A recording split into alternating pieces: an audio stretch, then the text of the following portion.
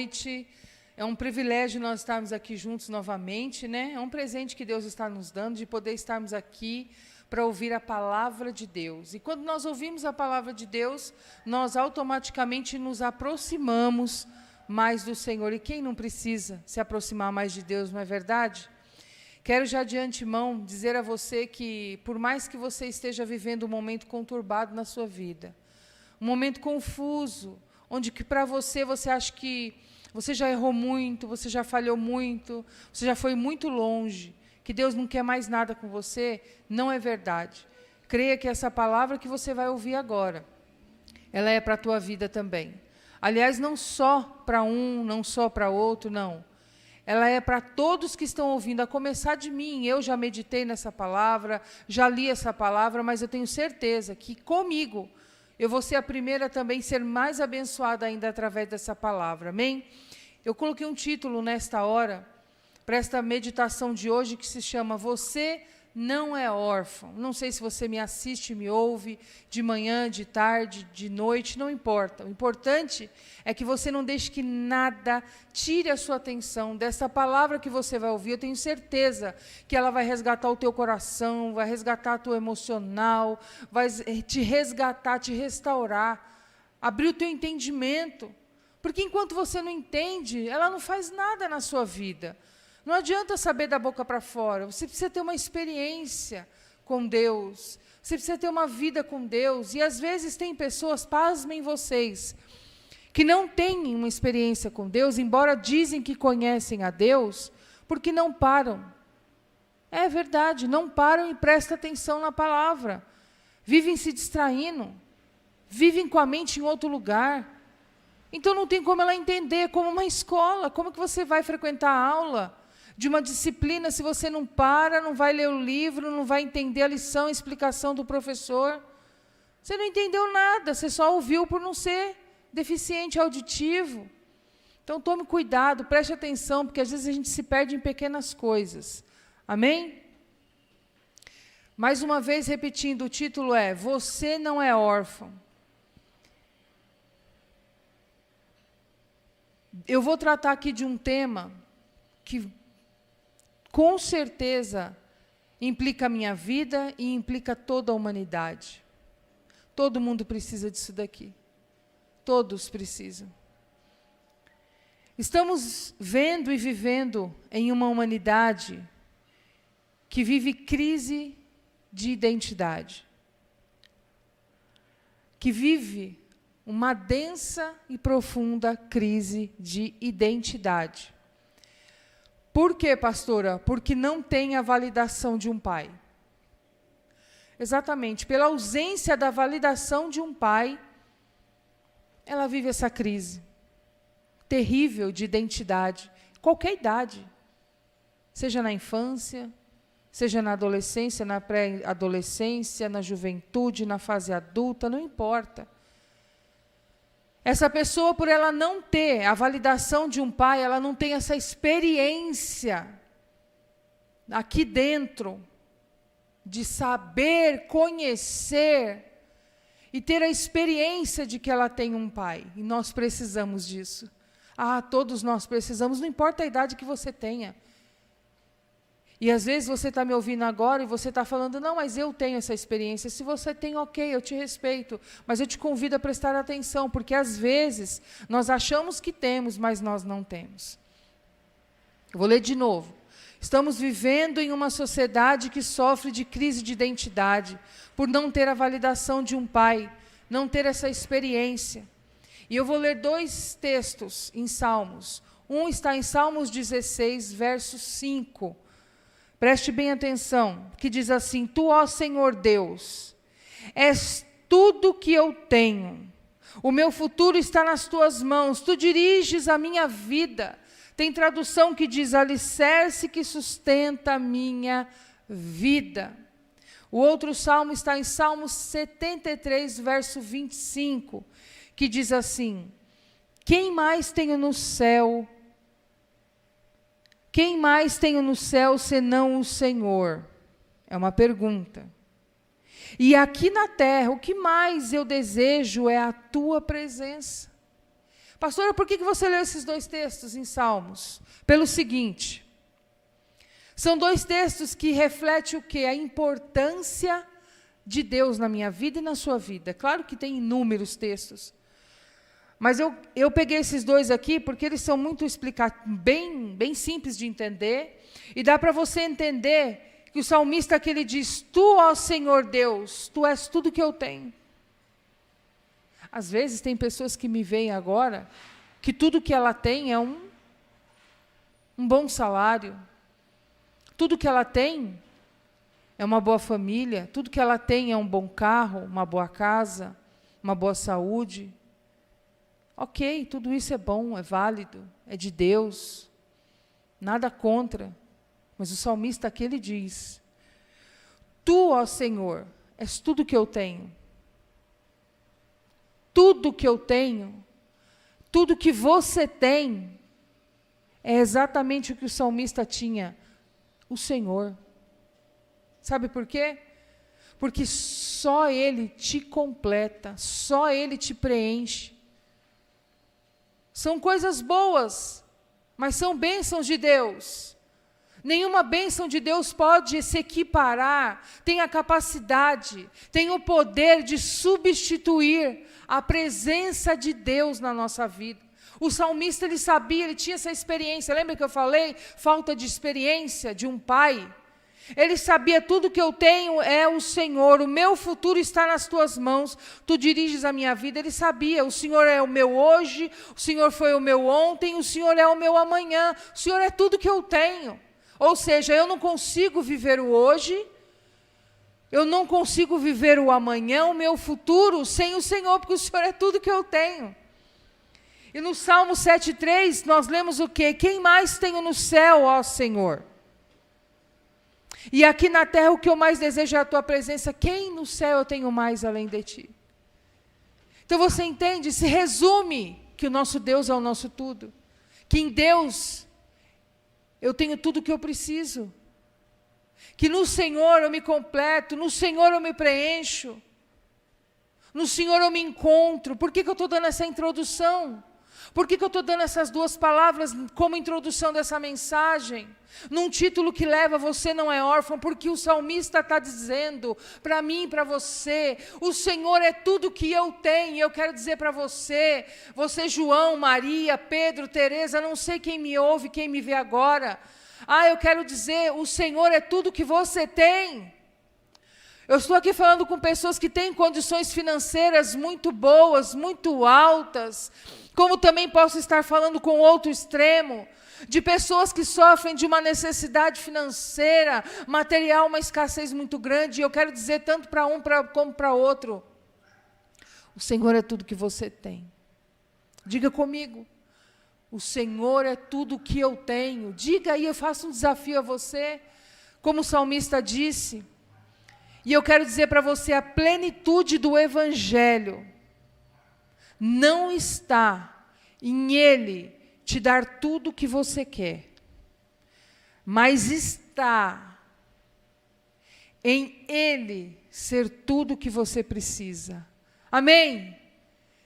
Eu quero convidar você até a escrever, se você pode, claro, se você tem aí um papel, uma caneta, que você pode escrever essa frase, e você coloque essa frase na mesa do seu escritório, na porta da sua geladeira, no seu carro. Coloque essa frase: a plenitude do Evangelho não está em Ele te dar tudo o que você quer, mas está em Ele ser tudo o que você precisa. Essa é a plenitude do Evangelho, é o que o salmista relata no Salmo 16, no Salmo 73. O Senhor é tudo que eu tenho, o Senhor é o alicerce da minha vida. Você sabe o que é a importância de um alicerce numa casa? Arranca o fundamento, o alicerce, a base de uma casa, de uma construção, para você ver. Pergunta para quem trabalha em construção civil a importância do alicerce. Imagina o alicerce da vida. Tira o alicerce da vida, não sobra nada. O Senhor é tudo que eu tenho. O Senhor é tudo que eu tenho. E agora, depois de ter dado essa introdução nessa mensagem, para que você entenda um pouquinho só, uma pincelada breve, simples, da importância de Deus na minha e na sua vida. Eu quero ler aqui para vocês, eu andei estudando um pouco, 7 sintomas de quem tem crise de ansiedade. Perdão, de quem tem crise de identidade. Eu peguei aqui só 7. 7 sintomas de uma pessoa que sofre de crise de identidade. Primeiro, sentir-se perdido. A pessoa se sente totalmente perdida. Segundo, um vazio existencial. Aquele vazio que ela não preenche com nada. Ela vai ali, ela vem aqui, ela compra isso, ela compra aquilo, ela come isso, ela come aquilo, ela veste aquela roupa, ela veste outra roupa, ela vai na casa de não sei quem, ela faz uma viagem, ela vai em 10 festas, em 1000 festas, ela tem trocentos amigos, trocentas mil visualizações, likes, nada preenche. 3, dificuldade em tomar decisões. 4, ansiedade. 5, dificuldade em solucionar problemas. 6, instabilidade emocional. Ela é uma pessoa instável. Totalmente instável. Não estou falando de ter problema, não estou falando de ter dificuldade, não é isso, tá bom? Não é isso, mas ela é uma pessoa totalmente instável. O emocional dela é totalmente bagunçado. Ela tem uma estabilidade emocional violenta. Violenta, ela não é instável. Sabe o que é uma pessoa estável? É aquela pessoa que não é guiada pelas emoções dela. Ela não toma decisões segundo as emoções, segundo os pensamentos, não. Ela é estável. 7, sentir-se despreparado. Claro que todos esses 7 sintomas que eu li aqui, não precisa ser necessariamente só esses, podem ser mais. Peguei alguns, né? E alguns que tenham aqui, se não todos, não significa que se você tem alguns sintomas desse, você é uma pessoa que está sofrendo crise de identidade. Não, porque às vezes a pessoa tem outros problemas que também podem apresentar esses sintomas, ok? Para deixar bem claro aqui. Eu vou ler agora o Evangelho de João, capítulo 1, verso 12, que diz assim: mas a todos os que receberam, preste bem atenção, porque agora eu vou entrar, depois dessa pequena introdução, eu vou entrar no assunto da mensagem. Mas a todos, então não tem restrição, todos. Todos o quê, pastora? Todos os que receberam, aos que creram nele, 2 grupos. Ele deu direito de se tornarem filhos de Deus, ok? Então, todos, a Bíblia diz, que receberam, 2, que creram em quem? Em Deus. O Senhor, Deus, deu direito de se tornarem filhos de Deus. Então, são 2 grupos, qual? Os que receberam e os que creram. Esses 2 grupos, que receberam a Deus e creram nele, receberão dele também o direito de se tornar filho de Deus. Então, pastor, então aquele negócio de que todo mundo é filho de Deus é mentira? É mentira. É mentira porque a Bíblia está acabando de falar aqui no Evangelho de João, no capítulo 1, no verso 12. Os únicos que são filhos de Deus são todos. Todos quais? Todos os que participam dos 2 grupos. Quais? Os que o receberam e os que creram, receberam Deus no seu coração e creram na sua palavra, receberam dele o direito de se tornarem filho de Deus. Só Deus dá direito. E só Deus libera esse direito de ser filho para aquele que o recebeu como pai. Vamos dizer, a pessoa, vou dar um exemplo aqui, a mulher ela fica grávida. E o pai quer saber se realmente ele é o pai. Ele vai e faz um exame de DNA. Ele vai e faz o exame e quando sai o resultado do exame é comprovado, né?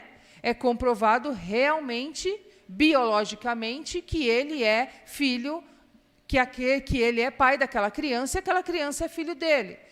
Ótimo, é legítimo. Então ele vai reconhecê-lo como seu filho.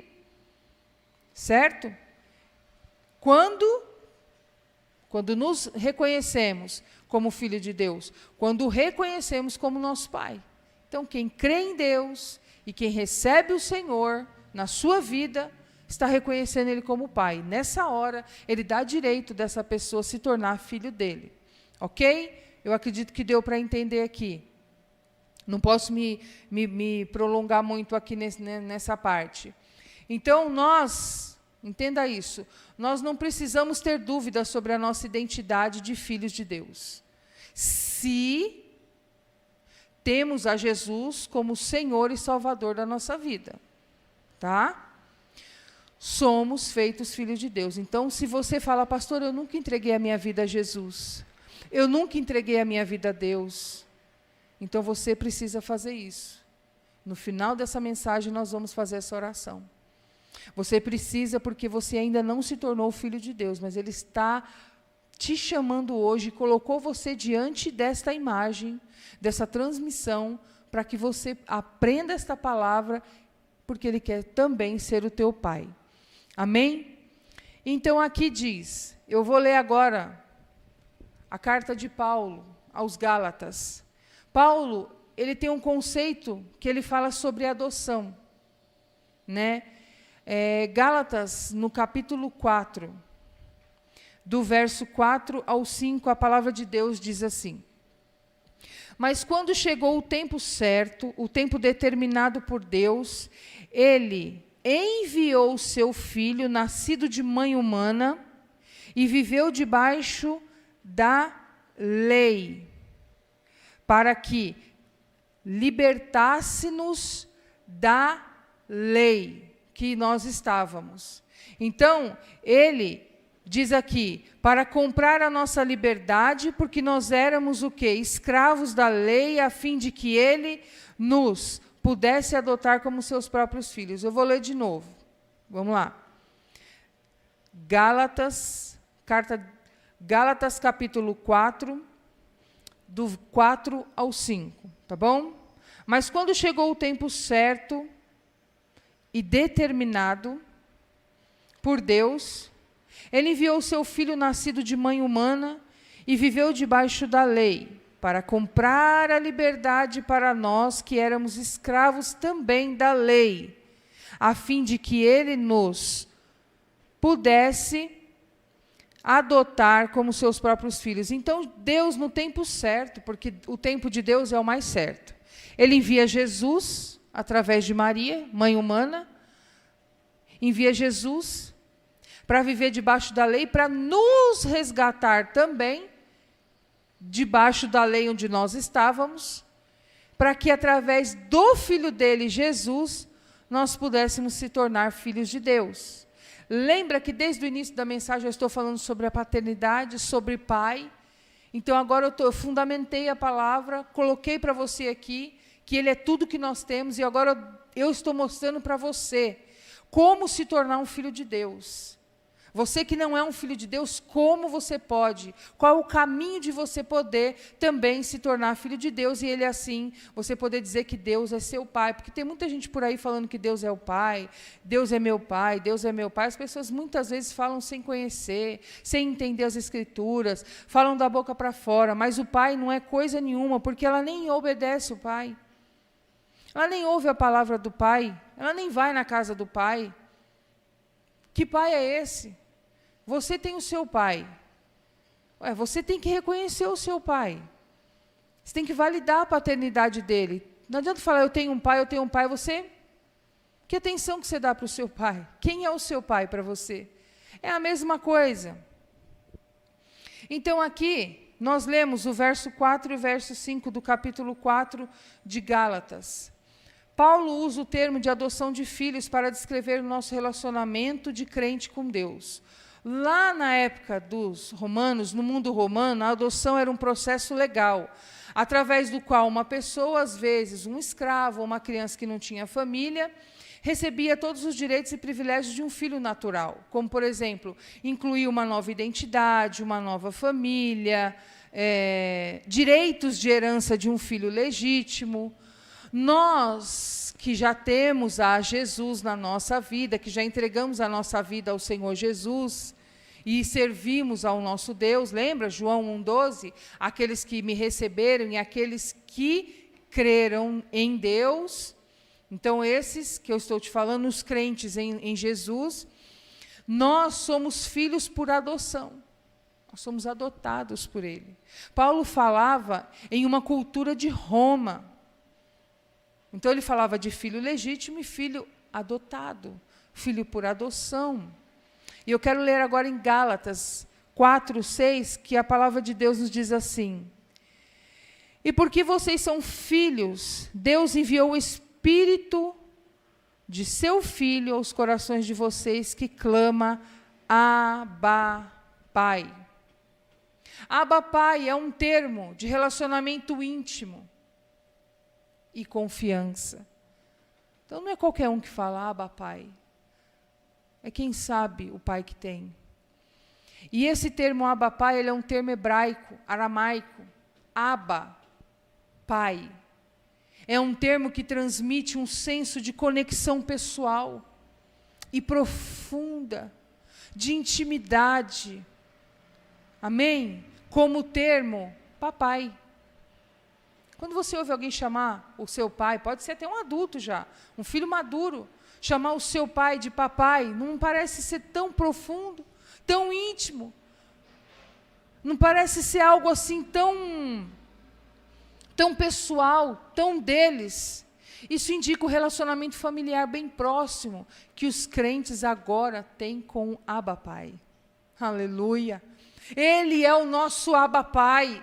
A gente pode olhar com todo temor e reverência e respeito. Nós não estamos aqui caindo para o lado do desrespeito, não. Tirando o crédito que o Senhor tem, jamais. Ele é tudo que nós temos, como lemos no início. Mas estou aqui falando da intimidade. A intimidade que nós podemos e que está aberto a você que me ouve agora, de chamá-lo de Abba Pai. Como se você estivesse dizendo, meu paizinho. Eu quero ler Gálatas 4:7 agora, que diz assim: assim vocês não são mais escravos, Deus está falando, mas verdadeiramente mais verdadeiros filhos. E uma vez que são filhos, Deus lhe dará tudo o que ele tem. Lembra? Falamos aqui de Roma, o filho era adotado, então ele tinha o quê? Qual que é o direito? Incluía uma nova identidade, uma nova família, e ele tinha direito à herança do pai. Aleluia! Ele é o nosso pai. Então agora, como ele diz aqui, não é qualquer coisa que eu estou estou lendo a palavra de Deus, querido e querida que me ouve agora. Gálatas 4:7, assim vocês não são mais escravos. Vocês não são mais bastardos. Não estão mais subjugados, chegou a hora. Agora, mas vocês são verdadeiros filhos, filhos nascidos de Deus, amém? Glória a Deus, filhos nascidos dEle. E uma vez que vocês são filhos, Deus lhe dará tudo o que Ele tem. Imagina, você agora é filho. Se você agora é filho, você tem direito, você tem herança. Lembra, todos que me receberam e creram nele, ele deu o direito de vocês serem filhos de Deus. Então agora você tem um direito, você tem uma herança. Tudo que é dele é seu. Aleluia! Nós não temos nem como dimensionar essa palavra, de tão profunda que é. Tudo que Deus tem me pertence e pertence a todos aqueles que são servos de Deus. Paulo aqui, explicando o verso 7 de Gálatas, Paulo aqui sai do tema de adoção e vai para qual tema, pastora? O da herança. A herança é uma extensão natural da adoção. Toda criança que é adotada hoje, debaixo da lei, né? Judicialmente, tudo legal, ela é adotada para aquela família. Então, o que acontece? Automaticamente, ela é um herdeiro daquilo que possui, de tudo que aquele pai e aquela mãe detêm. Então, a herança ela é uma extensão natural da adoção. Dentro de um contexto romano, na época de Paulo, um filho adotado se tornaria herdeiro da propriedade do seu pai adotivo. Do mesmo jeito, Paulo nos ensina que os crentes, como filhos adotivos de Deus, também são herdeiros de Deus. E eu coloquei aqui 3 bênçãos, bênçãos espirituais, dos quais eles são herdeiros. Está lá em Gálatas 3, verso 29, que diz assim: e agora que somos de Cristo, somos os verdadeiros descendentes de Abraão, aleluia, e todas as promessas que Deus fez a ele pertencem a nós, amém? Agora, como lemos aqui, 29, somos de Cristo, somos filhos de Deus. Então o que acontece? Nós somos os verdadeiros descendentes de Abraão. Aquilo que Deus prometeu a Abraão, prometeu a nós também. Nós agora também temos direito. Foi estendido a nós esse direito. Nós não tínhamos antes. Sem ser filho de Deus, não, nós não tínhamos acesso nenhum. Mas aqui diz que todas as promessas que Deus fez a Abraão agora pertencem a mim. Então, ele prometeu a Abraão como se ele tivesse prometido para mim, porque agora eu sou filha. Amém? Os crentes herdam a bênção, as bênçãos espirituais concedidas a Abraão. Vida eterna. Romanos 8, verso 17. Que diz assim: e se somos seus filhos, então somos herdeiros, herdeiros de Deus e co-herdeiros com Cristo, mas se vamos participar da sua glória, precisamos participar também dos seus sofrimentos. Então, fique com o início desse versículo.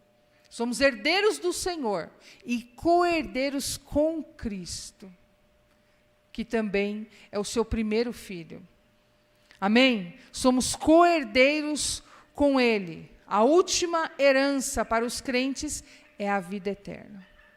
Quando a pessoa parte dessa vida, viver com o Senhor para sempre, nunca mais vai ter fim.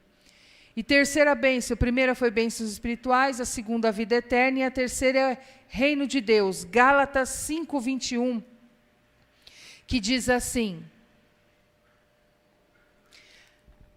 eu não vou ler esse versículo, eu vou apenas explicá-lo. Paulo nos adverte que aqueles que vivem segundo a sua carne não herdarão o reino de Deus. Ou seja, aqueles que vivem segundo o Espírito herdarão o reino de Deus. Mas o que é isso, pastora? Viver segundo a carne? Segundo a minha vontade. O que eu quero, o que eu faço, não importa o que a palavra diga, não importa o que Deus pensa, não importa o que a Bíblia diz, é o que eu quero fazer, eu vou fazer. Eu decidi na minha cabeça, eu vou fazer. Não, mas a Bíblia fala que está errado. Não, mas eu não quero saber. Eu vou fazer. Eu estou agindo na carne.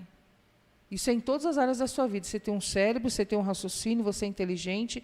Tudo que você desobedece à palavra, você está agindo na carne. E a Bíblia diz que aquele que anda, se você pode ler lá fala de um grupo, por isso que eu não vou ler aqui. Lá fala de vários grupos que não herdarão o reino do céu. Então, andou na carne, não vai, apóstolo Paulo está falando, entrar no reino de Deus. Andar no Espírito é o quê, pastora? Se andar na carne é desobedecer, andar no Espírito é obedecer a Bíblia. Obedecer o que a palavra de Deus diz. Quer entrar no céu? Quer entrar na eternidade com Deus? Quando você sair dessa terra, obedeça a palavra de Deus. Seja um praticante da palavra de Deus. Essa herança, ela não inclui apenas a glória futura, quando nós não estivermos mais nessa terra, mas ela também inclui a participação agora. Viver o reino de Deus aqui, dar um bom testemunho aqui, ser filho de Deus aqui, a paternidade aqui, viver aqui, dar um bom testemunho aqui, mostrar o seu Abba Pai aqui, dando um excelente testemunho aonde quer que você vai aqui. Então, ela não inclui só na eternidade, mas aqui. E eu vou dar aqui para você alguns exemplos. No 4, nós tínhamos lido Gálatas 4, capítulo 6, que diz assim, e porque vocês são filhos, Deus enviou o Espírito de seu Filho ao coração de vocês que clama, Abba, Pai. Nós lemos isso no 6, e diz aqui, eu vou dar um exemplo, o bom filho, que é Abba Pai, ele é nosso filho, um bom filho. Qual é o bom filho, pastora? O bom filho é aquele que dorme. Como assim, pastora? Eu vi essas declarações, eu anotei aqui para dizer para vocês que cabe dentro dessa mensagem. O bom filho é aquele que dorme, porque sabe que ele tem um pai. Já viu quando o filho acorda chorando à noite?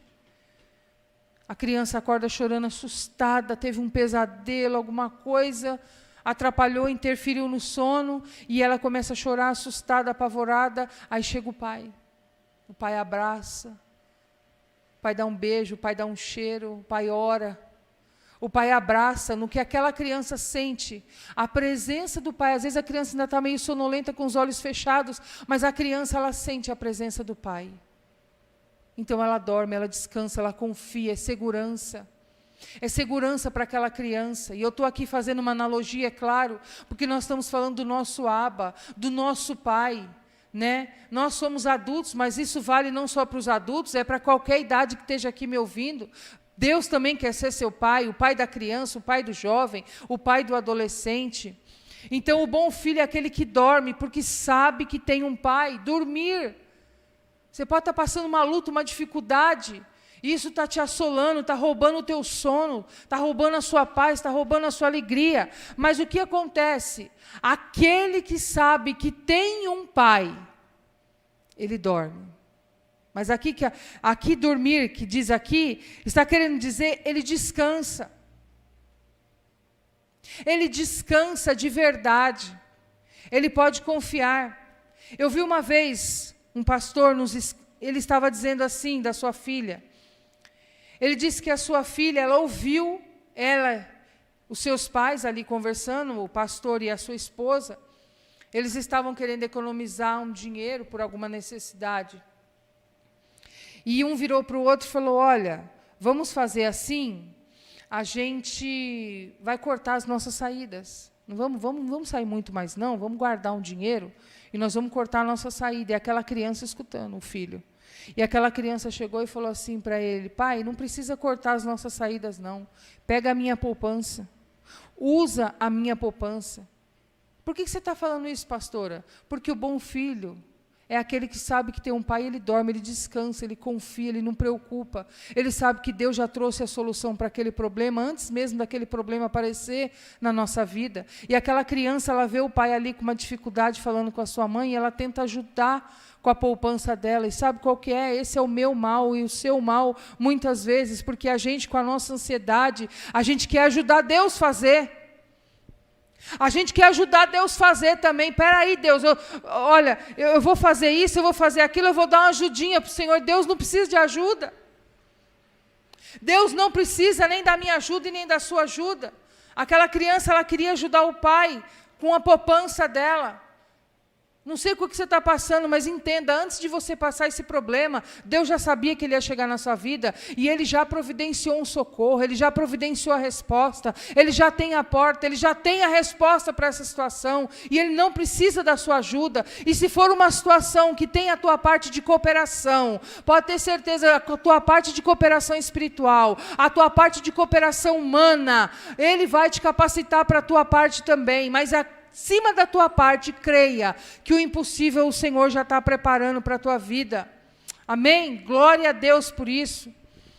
Deus é fiel, Deus é poderoso. Tem pessoas que têm medo de depender só de Deus. Abriu o seu extrato no banco, já pensou? A pessoa abre o extrato e não tem nada. Está em dificuldade. Ela tem medo de depender só de Deus. Se ela não tiver uma pessoa aqui, uma pessoa ali, ela se desespera. Quando Deus permite uma situação em que ela tem que se depender só de Deus, ela entra em pânico. Então, deixa eu te dizer, você não pode ser abençoado nas áreas que você está preocupado.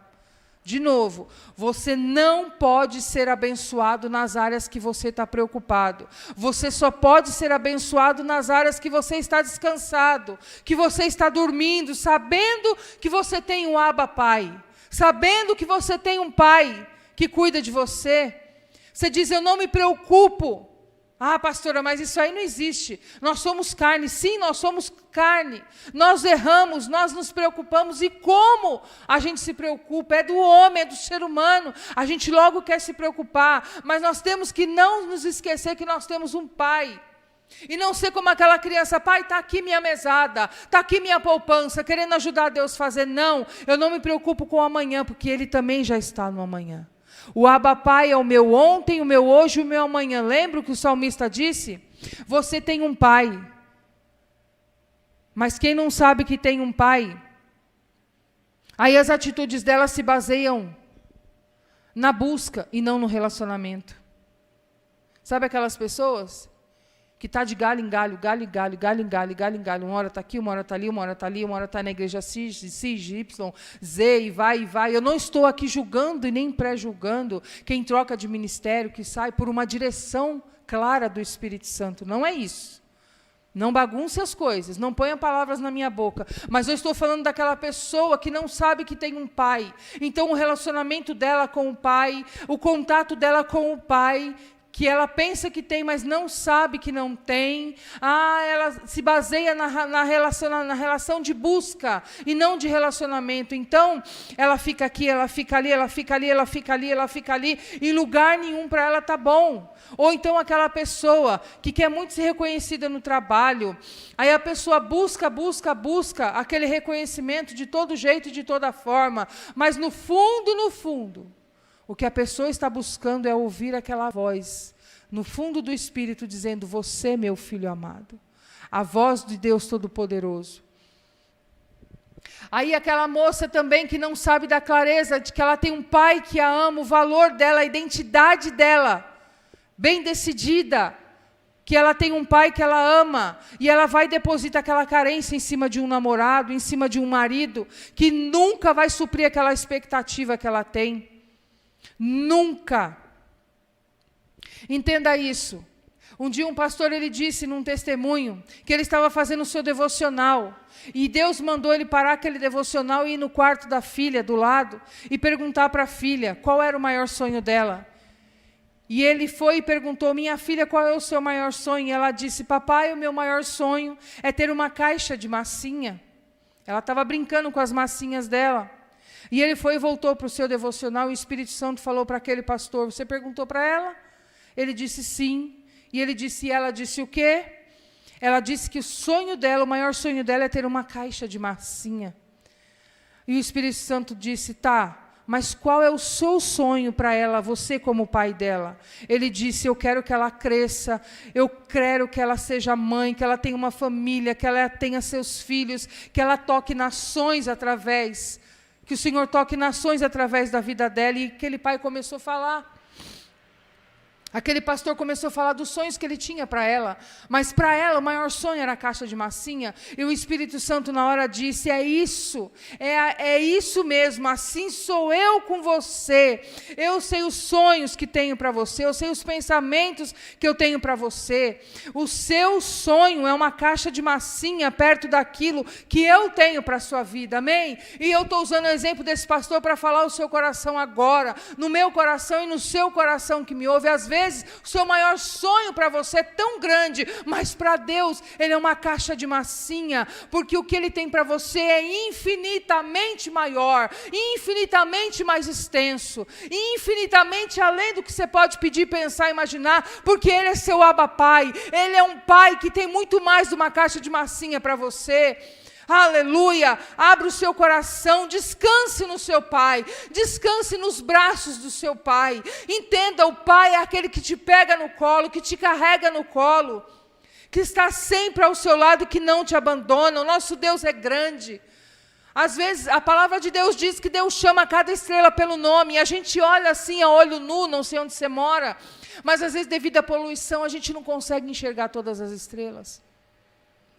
Mas existem mais estrelas no firmamento do que areia na terra, aleluia. E a Bíblia diz que Deus chama cada uma pelo nome. Sabe lá o que é isso? Sabe lá o que é isso? Um monte de estrelas, e Deus chama cada uma pelo nome. Esse é seu Abba Pai. Esse é o que tem sonhos que você não imagina.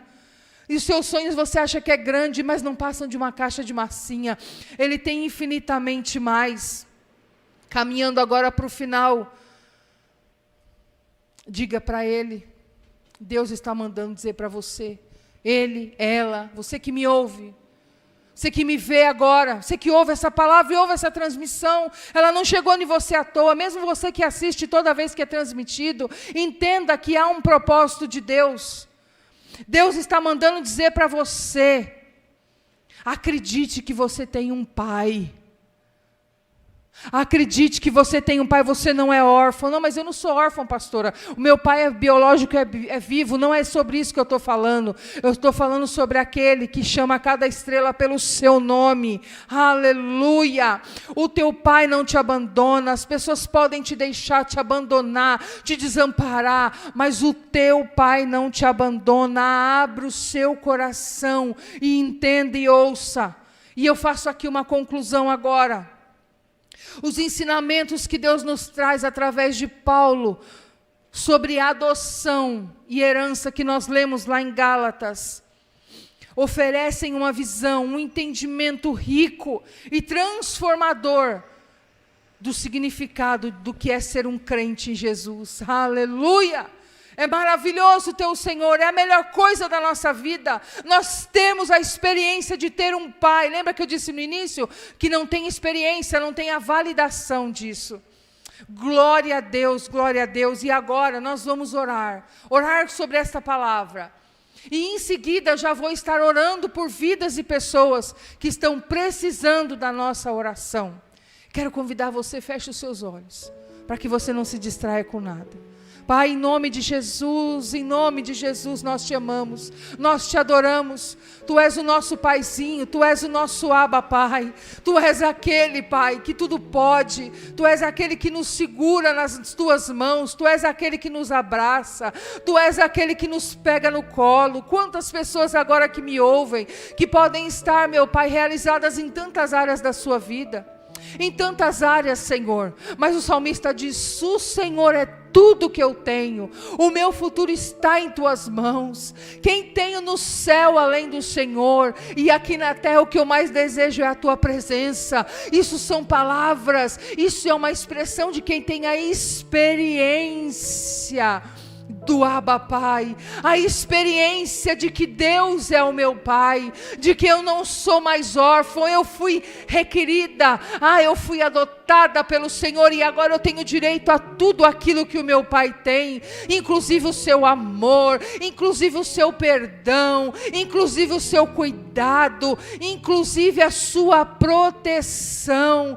Senhor, envolve agora essa pessoa que me assiste com este amor de Pai, que os braços de Pai te envolva. Pessoas que estão vivendo crises de identidade, pessoas que têm aqueles sintomas que eu disse, pessoas que têm um vazio existencial, pessoas que estão ansiosas, com dificuldade, estabilidade emocional, pessoas que se sentem despreparadas todo momento, pessoas que têm dificuldade, pessoas que estão se sentindo perdidas na vida. Meu querido, você está sofrendo, meu querido, minha querida, uma crise de identidade, mas hoje, nesta palavra, Deus está vindo para um ponto final nesta tua crise, porque o Abba Pai quer entrar no seu coração, o Abba Pai quer entrar na sua vida. Deixe o que fizeram para você, o que deixaram de fazer de lado, e olhe só para Deus agora, porque Ele vai pôr um fim nesse vazio, e Ele vai pôr um fim nesse desespero.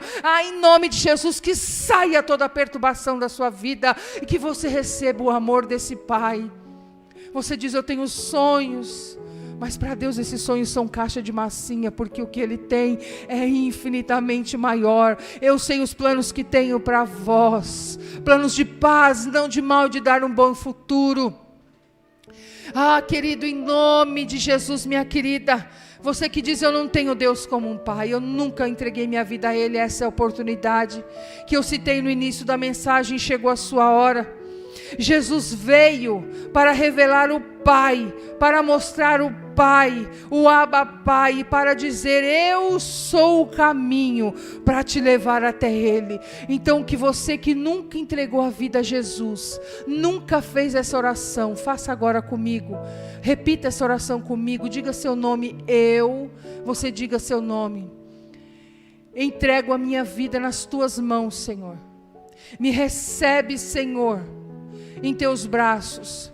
Perdoa, Senhor, todos os meus pecados que eu tenho cometido até aqui. Escreve o meu nome no livro da vida.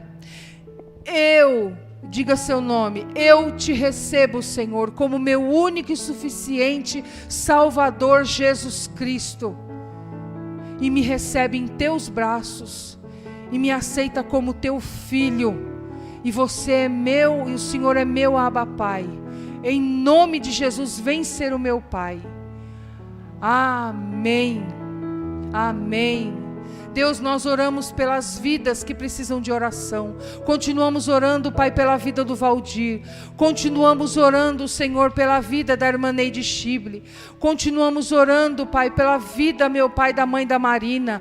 Continuamos orando por todas as pessoas que se encontram enfermas. Continuamos orando pelo Yuri, pela Rose. Continuamos orando pela Ieda. Continuamos orando, meu Pai, também pelos pais da pastora. Continuamos orando por todos necessitados, Pai, cobrindo de oração. E nós te louvamos e te agradecemos em nome de Jesus. Amém, meus amados que acompanharam aqui a transmissão. Glória a Deus por tudo. Deus seja louvado. E você que fez a oração de entregar a vida para Jesus, procure uma igreja evangélica mais perto da sua casa. Ou então venha estar conosco em nome do Senhor Jesus Cristo. Deus te abençoe e até uma próxima, querendo Ele, em nome de Jesus.